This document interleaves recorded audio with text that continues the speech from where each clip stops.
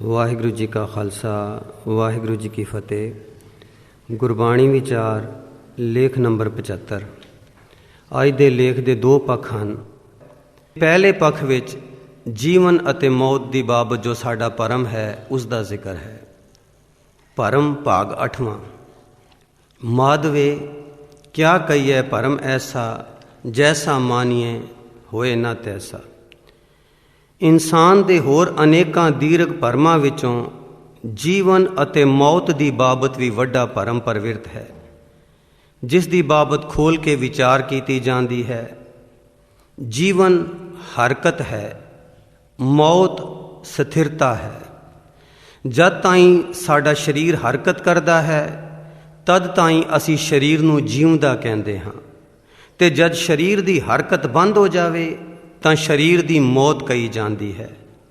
ਸੋ ਜਨਮਾਂ ਜਨਮਾਂ ਤੋਂ ਸਾਡੇ ਮਨ, ਬੁੱਧੀ, ਚਿੱਤ, ਅੰਤਸ਼ਕਰਨ ਵਿੱਚ ਇਸੇ ਅਸਥੂਲ ਰੂਪ ਦ੍ਰਿਸ਼ਟਮਾਨ ਸਰੀਰ ਦਾ ਸੰਕਲਪ ਅਥਵਾ ਗਿਆਨ ਦਾ ਅਭਿਆਸ ਹੁੰਦਾ ਆਇਆ ਹੈ, ਜਿਸ ਕਾਰਨ ਜੀਵਨ ਅਤੇ ਮੌਤ ਲਫ਼ਜ਼ਾਂ ਨੂੰ ਸਰੀਰਕ ਹਰਕਤ ਦੀ ਹੋਂਦ ਤੇ ਅਣਹੋਂਦ ਤਾਈਂ ਸੀਮਤ ਕੀਤਾ ਹੋਇਆ ਹੈ।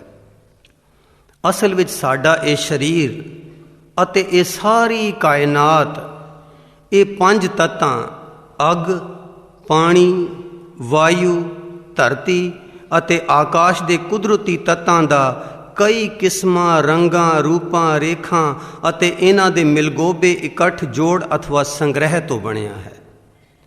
ਜਦ ਸਰੀਰ ਵਿੱਚੋਂ ਜੋਤ ਸਰੂਪੀ ਆਤਮਿਕ ਤੱਤ ਨਿਕਲ ਜਾਂਦਾ ਹੈ ਤਾਂ ਸਰੀਰਕ ਤੱਤ ਵੀ ਖੇਰੂ ਖੇਰੂ ਹੋ ਕੇ ਆਪੋ ਆਪਣੇ ਮੁੱਢਲੇ ਤੱਤਾਂ ਵਿੱਚ ਜਾ ਸਮਾਉਂਦੇ ਹਨ। ਪੰਜ ਤੱਤ ਕਰ ਤੁਧ ਸ੍ਰਿਸ਼ਟ ਸਭ ਸਾਜੀ, ਕੋਈ ਛੇਵਾਂ ਕਰਿਓ ਜੇ ਕਿਛ ਕੀਤਾ ਹੋਵੇ। ਸੰਜੋਗ ਵਿਜੋਗ ਤੁਰੋਂ ਹੀ ਹੁਆ, ਪੰਜ ਧਾਤ ਕਰ ਪੁਤਲਾ ਕੀਆ। ਸ਼ਾਹੇ ਕੇ ਫੁਰਮਾਇੜੇ ਜੀ, ਦੇਹੀ ਵਿੱਚ ਜਿਉ ਆਏ ਪਿਆ। ਉਦਾਹਰਣ ਦੇ ਤੌਰ 'ਤੇ ਸਾਰੀ ਬਨਸਪਤੀ ਵੀ ਇਹਨਾਂ ਕੁਦਰਤੀ ਤੱਤਾਂ ਦੇ ਸੰਗ੍ਰਹਿ ਜਾਂ ਇਕੱਠ ਤੋਂ ਹੋਂਦ ਵਿੱਚ ਆਈ ਹੈ। ਜਦ ਲੱਕੜ ਨੂੰ ਜਲਾ ਦਿੱਤਾ ਜਾਵੇ ਤਾਂ ਇਸ ਵਿਚਲੇ ਤੱਤ ਕਾਰਬਨ, ਹਾਈਡਰੋਜਨ ਅਤੇ ਆਕਸੀਜਨ ਆਪੋ ਆਪਣੇ ਨਿੱਜੀ ਤੱਤਾਂ ਵਿੱਚ ਸਮਾ ਜਾਂਦੇ ਹਨ। ਇਸ ਤਰ੍ਹਾਂ ਕਿਸੇ ਵੀ ਹਸਤੀ ਜਾਂ ਸਰੀਰ ਦਾ ਅੰਤ ਜਾਂ ਮੌਤ ਨਹੀਂ ਹੁੰਦੀ, ਬਲਕਿ ਉਸਦੇ ਸਾਰੇ ਜੁਜ਼ ਅਥਵਾ ਅੰਗ ਆਪੋ ਆਪਣੇ ਸੋਮੇ ਅਥਵਾ ਪਿਤਰੀ ਤੱਤਾਂ ਵਿੱਚ ਮੁੜ ਜਾ ਸਮਾਉਂਦੇ ਹਨ। ਲੱਕੜ ਕੀ ਹੈ? ਕਾਰਬਨ, ਹਾਈਡਰੋਜਨ, ਆਕਸੀਜਨ ਦਾ ਸੁਮੇਲ ਹੈ। ਜਦੋਂ ਲੱਕੜ ਨੂੰ ਜਲਾ ਦਿੱਤਾ, ਹਾਈਡਰੋਜਨ ਵਿੱਚ ਮਿਲ ਗਈ, ਨਾਸ਼ ਤਾਂ ਨਾ ਹੋਈ। ਆਕਸੀਜਨ ਵਿੱਚ ਅਤੇ ਕਾਰਬਨ ਵਿੱਚ।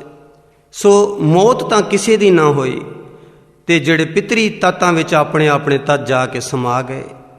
ਇਹ ਕੁਦਰਤੀ ਤੱਤ ਅਕਾਲ ਪੁਰਖ ਦੇ ਕਵਾਉ ਦੁਆਰਾ ਰਚੀ ਗਈ ਕੁਦਰਤ ਦੇ ਜ਼ਰੂਰੀ ਤੇ ਅਨਿਖੜਵੇਂ ਅੰਗ ਹਨ, ਜੋ ਇਲਾਹੀ ਹੁਕਮ ਅਨੁਸਾਰ ਇਕੱਠੇ ਹੋ ਕੇ ਕੁਦਰਤ ਦੇ ਭਾਂਤ ਦੇ ਸਰੀਰਾਂ ਜਾਂ ਹਸਤੀਆਂ ਵਿੱਚ ਪ੍ਰਗਟ ਤੇ ਪ੍ਰਵਿਰਤ ਹੁੰਦੇ ਰਹਿੰਦੇ ਹਨ। ਇਸ ਲਈ ਸਰੀਰ ਦੇ ਹਰਕਤਹੀਣ ਹੋ ਕੇ ਇਸ ਦੇ ਤੱਤਾਂ ਦੇ ਖੇਰੂ ਖੇਰੂ ਹੋਣ ਨੂੰ ਮੌਤ ਕਹਿਣਾ ਹੀ ਇਹ ਸਾਡਾ ਮਾਨਸਿਕ ਭਰਮ ਭੁਲਾਵਾ ਹੈ। ਦੇਹੀ ਮਾਟੀ ਬੋਲੇ ਪਉਣ, ਬੁਝਰੇ ਗਿਆਨੀ ਮੁਆ ਹੈ ਕੌਣ। ਹਉ ਨਾ ਮੁਆ ਮੇਰੀ ਮੂਈ ਬਲਾਏ, ਉਹ ਨਾ ਮੁਆ ਜੋ ਰਹਾ ਸਮਾਏ। ਕਹੋ ਨਾਨਕ ਗੁਰ ਬ੍ਰਹਮ ਦਿਖਾਇਆ, ਮਰਤਾ ਜਾਤਾ ਨਦਰ ਨਾ ਆਇਆ। ਦੇਹੀ ਅੰਦਰ ਨਾਮ ਨਿਵਾਸੀ, ਆਪੇ ਕਰਤਾ ਹੈ ਅਬਨਾਸੀ। ਨਾ ਜੀਉ ਮਰੈ ਨਾ ਮਾਰਿਆ ਜਾਈ, ਕਰ ਦੇਖੈ ਸ਼ਬਦ ਰਜਾਈ ਹੈ। ਨਾ ਕਿਛ ਆਇਬੋ ਨਾ ਕਿਛ ਜਾਇਬੋ, ਰਾਮ ਕੀ ਦੁਹਾਈ। ਇਨਸਾਨ ਦੀ ਹੋਂਦ ਸਿਰਫ ਉਸ ਦੇ ਅਸਥੂਲ ਸਰੀਰ ਉੱਤੇ ਹੀ ਨਿਰਭਰ ਨਹੀਂ, ਇਸ ਸਰੀਰ ਨੂੰ ਹਰਕਤ ਦੇਣ ਵਾਲੀ ਸ਼ਕਤੀ ਜੀਵਨ ਰੌਂ ਅਥਵਾ ਇਲਾਹੀ ਜੋਤ ਹੈ। ਜਿਸ ਤਰ੍ਹਾਂ ਬਲਬ ਵਿੱਚ ਬਿਜਲੀ ਦੀ ਕਰੰਟ ਪ੍ਰਵੇਸ਼ ਹੋਵੇ ਤਾਂ ਉਹ ਬਲਬ ਜਗ ਪੈਂਦਾ ਹੈ ਅਤੇ ਜਿਉਂਦਾ ਹੋ ਜਾਂਦਾ ਹੈ, ਅਤੇ ਜਦ ਬਿਜਲੀ ਬੰਦ ਕਰ ਦਈਏ ਤਾਂ ਬਲਬ ਬੁਝ ਜਾਂਦਾ ਹੈ ਅਥਵਾ ਮੁਰਦਾ ਹੋ ਜਾਂਦਾ ਹੈ। ਇਹ ਬਿਜਲੀ ਦੀ ਕਰੰਟ ਕਿਸਲੇ ਪਾਵਰ ਹਾਊਸ ਬਿਜਲੀ ਘਰ ਤੋਂ ਆਉਂਦੀ ਹੈ।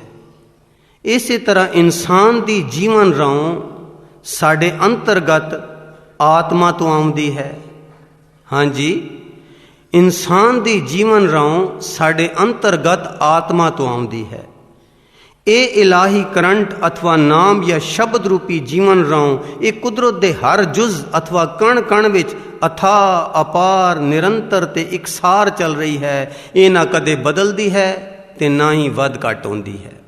ਜਿਸ ਜੀਵਨ ਰੌਂ ਨਾਲ ਅਸੀਂ ਚੱਲ ਫਿਰ ਰਹੇ ਹਾਂ, ਇਹ ਸਾਰੀ ਕਾਇਨਾਤ ਦਾ ਜ਼ਰਾ ਜ਼ਰਾ ਪ੍ਰਫੁੱਲਤ ਹੋ ਕੇ ਮੌਲ ਰਿਹਾ ਹੈ।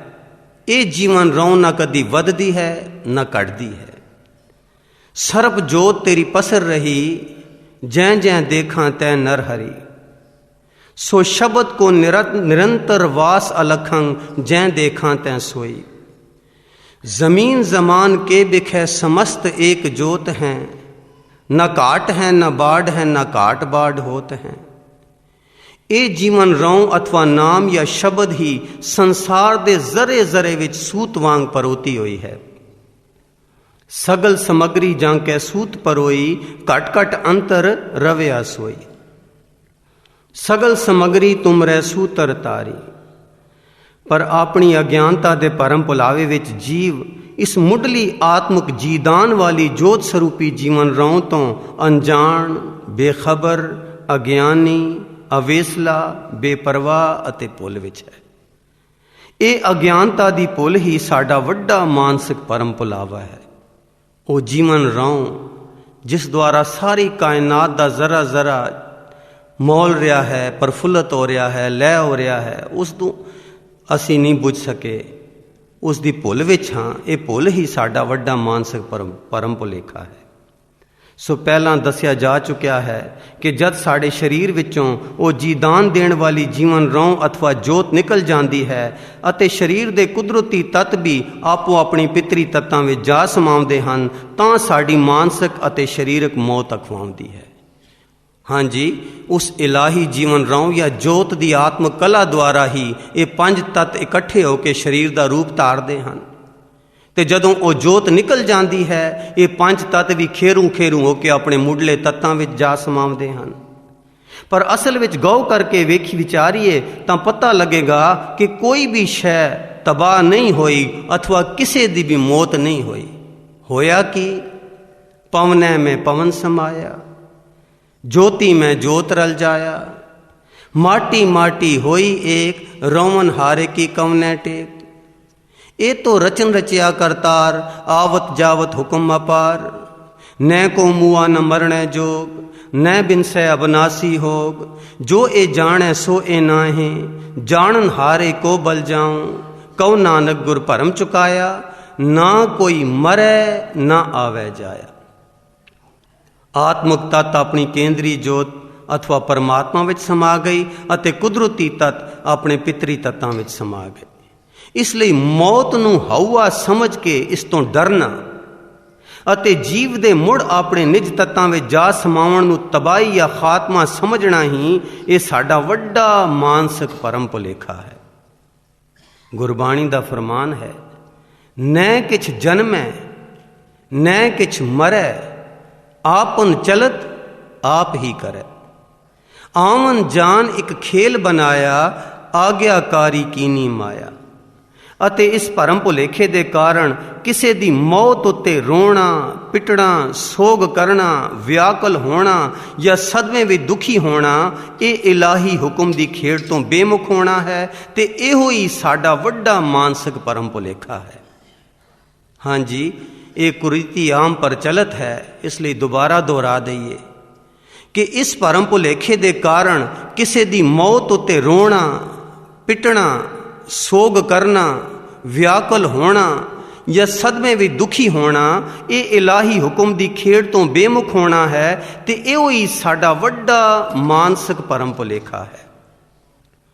ਅਗਲੀ ਕਿਛ ਖਬਰ ਨਾ ਪਾਈ, ਰੋਵਨ ਹਾਰ ਵੀ ਊਠ ਸਦਾਈ। ਭਰਮ ਮੋਹ ਕੇ ਬਾਂਦੇ ਬੰਦ, ਸੁਪਨ ਭਇਆ ਪਖਲਾਏ ਅੰਗ। ਰੱਬੀ ਹੁਕਮ ਅਨੁਸਾਰ ਇਲਾਹੀ ਕੁਦਰਤ ਵਿੱਚ ਜੋ ਚੀਜ਼ ਬਣੀ ਹੈ ਸੋ ਢਹਿਣੀ ਹੈ, ਜੋ ਉਪਜੀ ਹੈ ਸੋ ਬਿਨਸਣੀ ਹੈ, ਜੋ ਘੜੀ ਹੈ ਸੋ ਭਜਣੀ ਹੈ, ਜੋ ਆਈ ਹੈ सो जानी है, जो जीवंदी है सो मरनी है। इसलिए ਜਿਹੜੀ ਗੱਲ ਕਰਤਾਰ ਦੇ ਹੁਕਮ ਅਨਸਾਰ ਅਵਸ਼ ਹੋਣੀ ਹੈ ਉਹ ਟਲ ਨਹੀਂ ਸਕਦੀ। ਉਸ ਤੋਂ ਭੈਭੀਤ ਹੋਣਾ ਤੇ ਉਸ ਨੂੰ ਟਾਲਣ ਦੀ ਕੋਸ਼ਿਸ਼ ਕਰਨੀ ਜਾਂ ਉਸ ਦੀ ਬਾਬਤ ਫਿਕਰ ਤੇ ਕਲਪਨਾ ਦੁਆਰਾ ਦੁਖੀ ਹੋਣਾ, ਇਹ ਸਾਡੀ ਮਾਨਸਿਕ ਅਗਿਆਨਤਾ ਦਾ ਵੱਡਾ ਪਰਮ ਭੁਲੇਖਾ ਹੀ ਹੈ। ਹਾਂਜੀ, ਮੌਤ ਤੋਂ ਡਰਨਾ ਇਹ ਵੀ ਪਰਮ ਭੁਲੇਖਾ ਹੈ। ਕਿਸੇ ਦੀ ਮੌਤ ਉੱਤੇ ਰੋਣਾ ਪਿੱਟਣਾ, ਸੋਗ ਵਿਆਕਲ ਹੋਣਾ, ਦੁਖੀ ਹੋਣਾ, ਇਹ ਵੀ ਪਰਮ ਭੁਲੇਖਾ ਹੈ। ਜੋ ਆਇਆ ਸੋ ਚਲਸੀ, ਸਭ ਕੋਈ ਆਈ ਵਾਰੀ ਹੈ। चिंता तांकी कीजिए जे अनहोनी होए, जो अनहोनी होए। ये मार्ग संसार को नानक थिर नहीं कोए। उपरली विचार तो सिद्ध होया कि कुदरत दी कोई शै खत्म नहीं होंदी या मरदी नहीं, क्योंकि तत्त तां उसे तरह रव रहे भरपूर हैं। इंसान पंज तत्तां दा पुतला जदों शरीर नूं त्यागता या जीवन रोह विचों निकल गई तो पंज तत्त हवा पानी अग आकाश तो सारे उस तरह कायम रहिंदे हैं, अपने पितरी तत्तां विच समा जाते हैं। सो उपरली विचार तो सिद्ध होया कि कुदरत की कोई शै भी खत्म नहीं होंदी या मरदी नहीं, क्योंकि तत्त तां उस तरह रव रहे भरपूर हैं। बाहरलियां शक्लां दे बदलण नूं असीं मरना या मौत समझी बैठे हाँ, ये भी साडा वड्डा मानसिक परम भुलेखा है। जद असीं एक घर नूं छड़ के दूजे घर विच जा वसदे हाँ तां इस बदली तो भयभीत नहीं होंदे। हाँ जी, एक घर नूं छड़ के दूजे घर विच जदों जाउंदे हाँ, कोई रोंदे पिटदे हाँ या डरदे हाँ, ना ही इस बदली की बाबत इतना सोग संताप वावेला ते रोना पिटला करते हैं, बल्कि चाई चाई नवे घर नूं सजाउंदे हां ते खुशियां माणदे हां। पर बड़ी हैरानी की गल है कि जद जीव किसी नवी देही विच वसण लई पुरानी देही नूं त्यागदा है तां इसनूं असीं मौत कह के भयभीत होंदे हां, मातम करदे हां, रोना पिटना करदे हां, मजहबी कर्म क्रिया करदे हां, भाईचारक रस्म रिवाज करदे हां, बेअंत खर्चा करदे हां, अपने जीवन नूं दुब्बर बनाउंदे हां, अपने घर नूं नरकमई बनाउंदे हां, सूतक आदि भरम भी करदे हां। इस तरह परिवारां विच कई कई हफ्ते अथवा कई कई महीने तक मातम पुरशी दा सोग वाला वायुमंडल बनिया रहिंदा है। फिर किते कुछ देर लई साधारण हालत होंदी है तां अचनचेत कोई होर मौत हो जाती है अते फिर वही दुखदाई सोगमई चक्कर चल पैंदा है। जद साडे कपड़े मैले या फट जाते हैं तां असीं उन्हां नूं ला के सुट देंदे हां अते नवे कपड़े पा लैंदे हां। जेकर कपड़ियां दे बदलण नूं असीं साधारण क्रिया समझदे हां ते उसदा कोई सोग या मातम नहीं करदे तां जीव दी पुरानी देही छड्डण उत्ते इतना सोग संताप करना ये साडी मानसिक भुल है अते साडा गंभीर परम भुलेखा है। इस परम भुलेखे दा साडे जीवन उत्ते अत्यंत गंभीर डूंगा ते दुखदाई असर होंदा है। उदाहरण दे तौर ते जे किसी स्त्री दे पति की मौत हो जाए तो उसनूं सारी उम्र विधवा का कलंक लग जाता है ते उन्हां दे सिर मुन दिते जाते हैं कई जगह ते उन्हां दियां कुदरत मानसिक रीझां ते वलवलियां नूं निर्दयी पुणे नाल कुचलिया जाता है। जे पति की मौत भी हो गई तो स्त्री दे अंदर कोई मानसिक रीझां वलवले अगला जीवन जीवन दियां ते होंदियां ही हन। पर असी की करते हाँ, उन्हां दियां कुदरत मानसिक रीझां ते वलवलियां नूं भी अपने निर्दयी पुणे नाल कुचल देंदे हां ते उन्हां दा जीवन नरकमई बना दिता जाता है।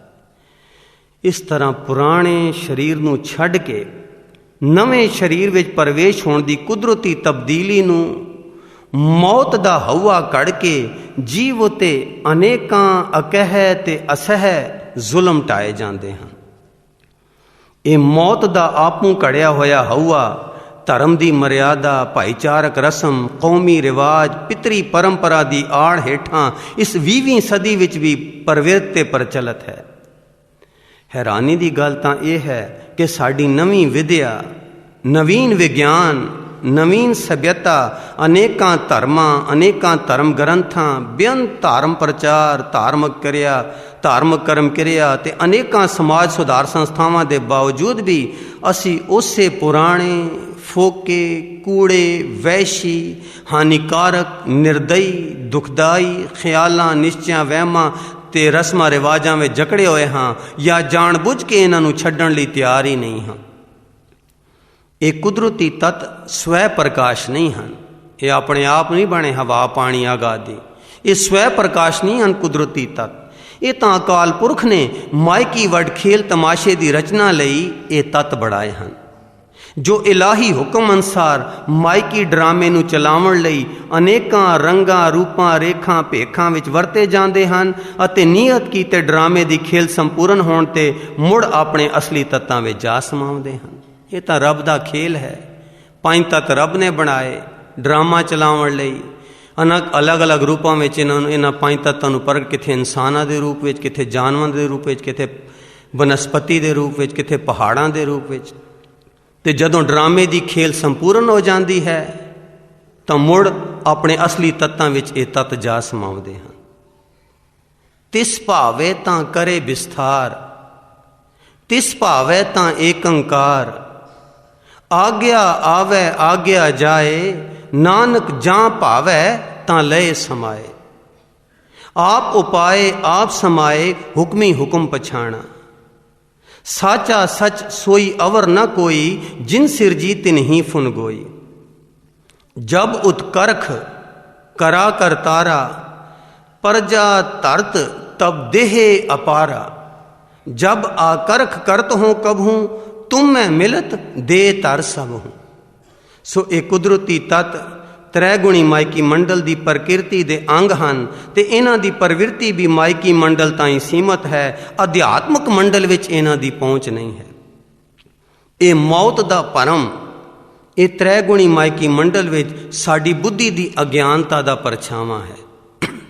ਕਹਿਤ ਨਾਨਕ ਮਾਰ ਜੀਵਾਲੇ ਸੋਏ, ਐਸਾ ਬੂਝੋ ਭਰਮ ਨਾ ਭੂਲੋ ਕੋਏ। ਪਰ ਰੂਹ ਦੇ ਉਦਾਲੇ ਹਾਂ ਤਾਰੀ ਗਿਲਾਫ ਅਥਵਾ ਜੀਵ ਦੇ ਅੰਤਸ਼ਕਰਣ ਦੀ ਰੰਗਤ ਅਨੁਸਾਰ ਪਿਛਲੇ ਕਰਮਾਂ ਦਾ ਲੇਖਾ ਨਿਬੇੜਨ ਲਈ ਜੀਵ ਨੂੰ ਨਵਾਂ ਸਰੀਰ ਧਾਰਨਾ ਪੈਂਦਾ ਹੈ। ਇਹ ਜੀਵ ਦਾ ਆਵਾਗਮਨ ਅਥਵਾ ਜੰਮਣ ਮਰਨ ਉਦੋਂ ਤਾਈਂ ਚੱਲਦਾ ਰਹਿੰਦਾ ਹੈ ਜਦ ਤਾਈਂ ਗੁਰਪ੍ਰਸਾਦ ਦੁਆਰਾ ਅੰਤਰ ਆਤਮੇ ਨਾਮ ਦਾ ਪ੍ਰਕਾਸ਼ ਨਹੀਂ ਹੁੰਦਾ ਅਤੇ ਹਉਮੈ ਦਾ ਅਭਾਵ ਨਹੀਂ ਹੁੰਦਾ। ਧਿਆਨ ਦੇਣਾ ਜੀ, ਜਿਹੜੀ ਸਾਡੀ ਜੋਤ ਹੈ ਜੀਵ ਦੇ ਉਦਾਲੇ, ਇਹ ਹਉਮੈ ਦਾ ਗਿਲਾਫ ਚੜਿਆ ਹੋਇਆ ਹੈ ਜੀਵ ਦੇ ਉਦਾਲੇ। ਸੋ ਬਾਕੀ ਤੱਤ ਆਪਣੇ ਤੱਤਾਂ ਵਿੱਚ ਜਾ ਸਮਾਉਂਦੇ ਹਨ, ਪਰ ਇਹ ਨਹੀਂ ਸਮਾਉਂਦਾ ਕਿਉਂਕਿ ਇਸ ਦੇ ਉਦਾਲੇ ਹਉਮੈ ਦਾ ਗਿਲਾਫ ਹੈ। ਜਦ ਤਾਈਂ ਗੁਰਪ੍ਰਸਾਦ ਦੁਆਰਾ ਨਾਮ ਦਾ ਪ੍ਰਕਾਸ਼ ਨਹੀਂ ਹੁੰਦਾ ਤੇ ਇਹ ਹਉਮੈ ਦਾ ਗਿਲਾਫ ਨਹੀਂ ਉਤਰਦਾ, ਤਦ ਤੱਕ ਜੀਵ ਨੂੰ ਨਵਾਂ ਸਰੀਰ ਧਾਰਨ ਪੈਂਦਾ ਹੈ। ਇੱਕ ਘਰ ਤੋਂ ਦੂਜੇ ਘਰ, ਇੱਕ ਜਨਮ ਤੋਂ ਦੂਜਾ ਜਨਮ, ਦੂਜੇ ਤੋਂ ਤੀਜਾ ਜਨਮ, ਜਦ ਤਾਈਂ ਇਹ ਹਉਮੈ ਦਾ ਗਿਲਾਫ ਦੂਰ ਨਹੀਂ ਹੁੰਦਾ ਨਾਮ ਦੇ ਪ੍ਰਕਾਸ਼ ਨਾਲ। ਇਹ ਜ਼ਰੂਰੀ ਨੁਕਤਾ ਹੈ, ਫਿਰ ਦੁਹਰਾ ਦਈਏ ਕਿ ਰੂਹ ਦੇ ਉਦਾਲੇ ਹਉ ਤਾਰੀ ਗਿਲਾਫ ਅਥਵਾ ਜੀਵ ਦੇ ਅੰਤਸ਼ਕਰਣ ਦੀ ਰੰਗਤ ਅਨੁਸਾਰ ਪਿਛਲੇ ਕਰਮਾਂ ਦਾ ਲੇਖਾ ਨਿਬੇੜਨ ਲਈ ਜੀਵ ਨੂੰ ਨਵਾਂ ਸਰੀਰ ਧਾਰਨਾ ਪੈਂਦਾ ਹੈ। ਇਹ ਜੀਵ ਦਾ ਆਵਾਗਮਨ ਅਥਵਾ ਜੰਮਣ ਮਰਨ ਉਦੋਂ ਤਾਈਂ ਚੱਲਦਾ ਰਹਿੰਦਾ ਹੈ ਜਦ ਤਾਈਂ ਗੁਰਪ੍ਰਸਾਦ ਦੁਆਰਾ ਅੰਤਰ ਆਤਮੇ ਨਾਮ ਦਾ ਪ੍ਰਕਾਸ਼ ਨਹੀਂ ਹੁੰਦਾ ਅਥਵਾ ਹਉਮੈ ਦਾ ਅਭਾਵ ਨਹੀਂ ਹੁੰਦਾ। ਇਸ ਲਈ ਸਰੀਰ ਦੇ ਨਾਸ ਹੋਣ ਨੂੰ ਸਰੀਰ ਦੀ ਮੌਤ ਅਤੇ ਜੀਵਨ ਦਾ ਅੰਤ ਸਮਝਣਾ ਹੀ ਇਹ ਸਾਡਾ ਵੱਡਾ ਮਾਨਸਿਕ ਭਰਮ ਭੁਲੇਖਾ ਹੈ। ਦੂਜੇ ਪਾਸੇ ਅਧਿਆਤਮਕ ਮੰਡਲ ਦੇ ਜੀਵਨ ਦੀ ਬਾਬਤ ਸਾਡਾ ਭੁਲੇਖਾ ਹੋਰ ਵੀ ਸੂਖਮ ਅਤੇ ਗੰਭੀਰ ਹੈ, ਜਿਸ ਨੂੰ ਅੱਗੇ ਦਰਸਾਇਆ ਜਾਵੇਗਾ। ਸੋ ਫਿਰ ਦੁਹਰਾ ਦਈਏ, ਜਿਵੇਂ ਬਲਬ ਦੀ ਹਸਤੀ ਉਸ ਵਿੱਚ ਬਿਜਲੀ ਦੇ ਕਰੰਟ ਉੱਤੇ ਨਿਰਭਰ ਹੈ, ਜਾਂ ਇਉਂ ਕਹੋ ਕਿ ਬਿਜਲੀ ਦਾ ਕਰੰਟ ਹੀ ਬਲਬ ਦਾ ਜੀਵਨ ਹੈ। ਜੇ ਇਹ ਜੀਵਨ ਰੋਂ ਨਿਕਲ ਜਾਵੇ ਤਾਂ ਬਲਬ ਮੁਰਦਾ ਹੋ ਜਾਂਦਾ ਹੈ।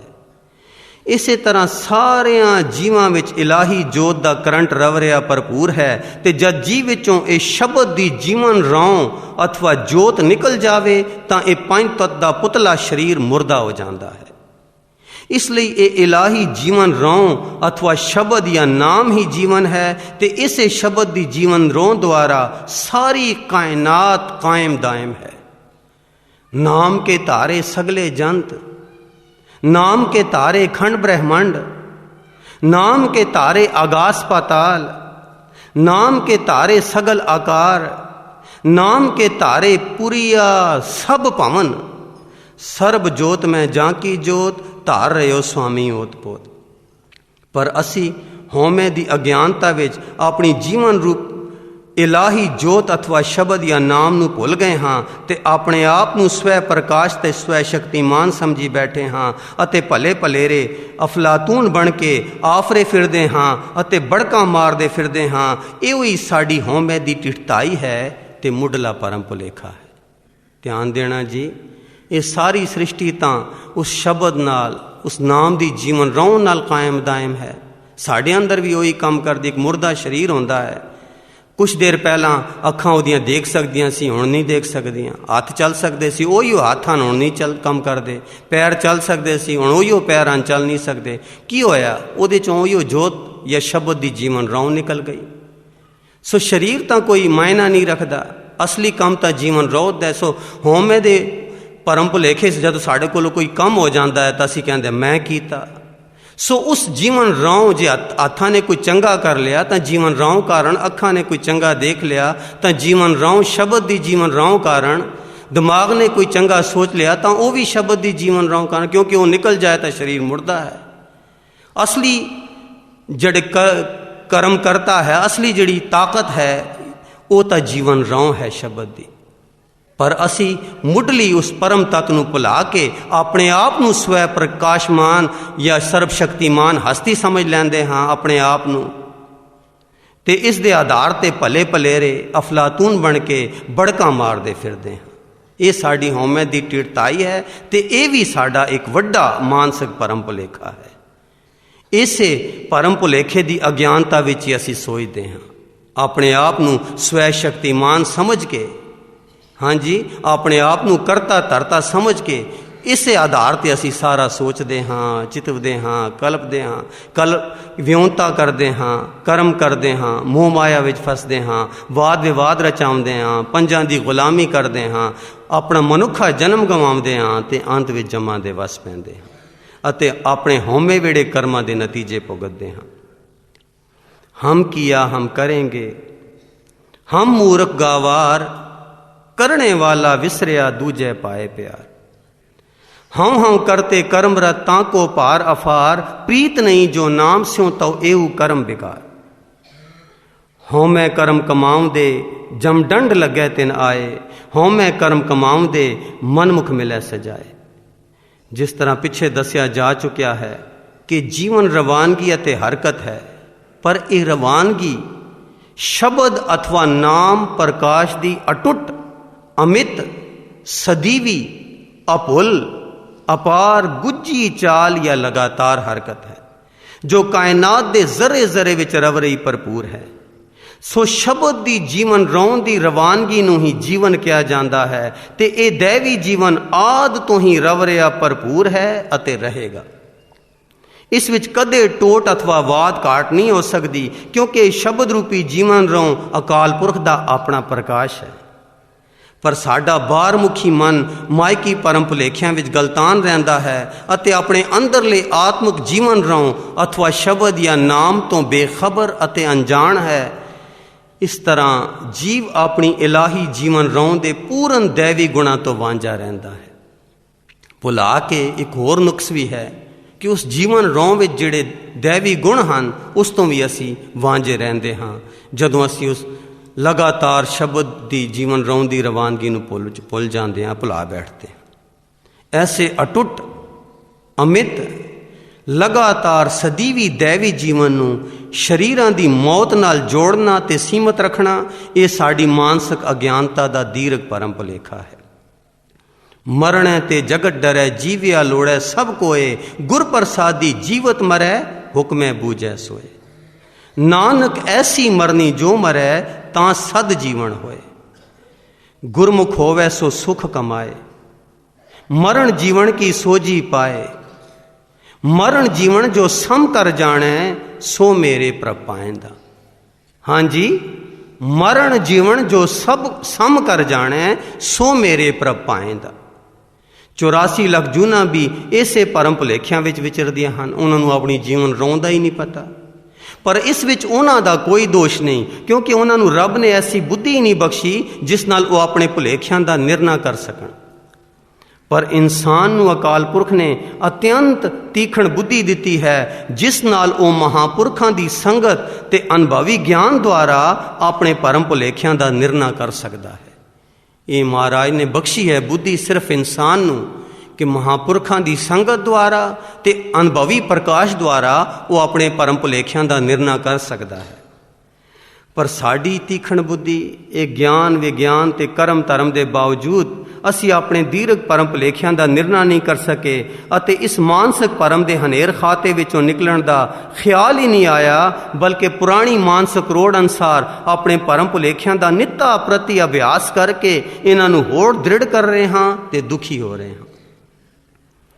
ਕਰਮ ਧਰਮ ਜੁਗਤਾ, ਕਰਮ ਧਰਮ ਜੁਗਤਾ ਨਿਮਖ ਨਾ ਹੇਤ ਕਰਤਾ, ਗਰਭ ਗਰਭ ਪੜੈ ਕਹੀਂ ਨਾ ਲੇਖੈ, ਜਿਸ ਭੇਟੀਐ ਸਫਲ ਮੂਰਤ ਕਰੈ ਸਦਾ ਕੀਰਤ, ਗੁਰ ਪ੍ਰਸਾਦ ਕੋ ਨੇਤਰੋਂ ਪੇਖੈ।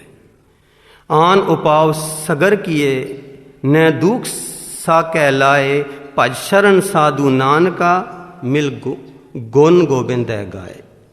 ਗੁਰਬਾਣੀ ਵਿਚਾਰ ਲੇਖ ਨੰਬਰ 75 ਭਰਮ ਭਾਗ 8ਵਾਂ। ਵਾਹਿਗੁਰੂ ਜੀ ਕਾ ਖਾਲਸਾ, ਵਾਹਿਗੁਰੂ ਜੀ ਕੀ ਫਤਿਹ।